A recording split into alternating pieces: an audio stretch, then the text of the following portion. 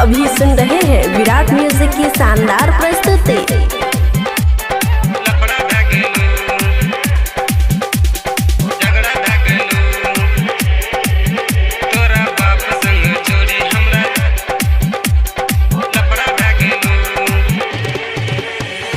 चेर गेलो जवानी तोहर उम्र 16 साल छो।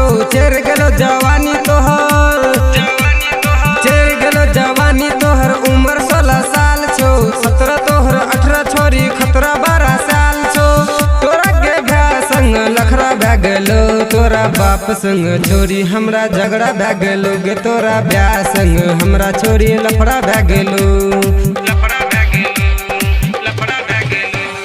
चेर गेलो जवानी तोहर उम्र 16 साल छो। 17 तोहर 18 छोरी खतरा 12 साल छो। तोरा के भ्या संग लखरा भै गेलो। तोरा बाप संग छोरी हमरा झगड़ा भै गेलो गे। तोरा भ्या संग हमरा छोरी लफड़ा भै गेलो।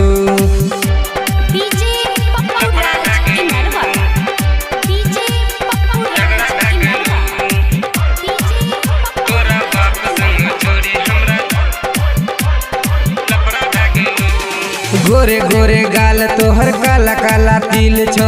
तोरा ई अदा पे जनगे जियल मुश्किल छो। अनन सताबे जानू अनन सताबे जानू बात हमर मान गे। किया कर छी हमरा तू परेशान गे। तोरा के भ्या संग लखरा भै गेलो। तोरा बाप संग छोरी हमरा झगड़ा भै गेलो गे। तोरा भ्या संग हमरा छोरी लफड़ा भै गेलो।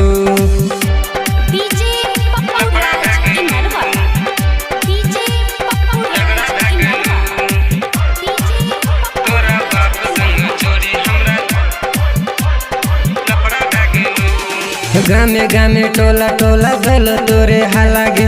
कह देना छोरी कता केला मुँह का लागे। रंजित गुड्डू के धन रही साथ गे। घूम छली छोरी धके ओकर तू हाथ गे। ओम प्रकाश संग में रगम रगड़ा भै गेलो। तोरा बाप संग छोरी हमरा झगड़ा भै गेलो गे। तोरा भ्या संग हमरा छोरी लफड़ा भै गेलो। Virat music digital recording studio Yamuna Nagar Jagadhri.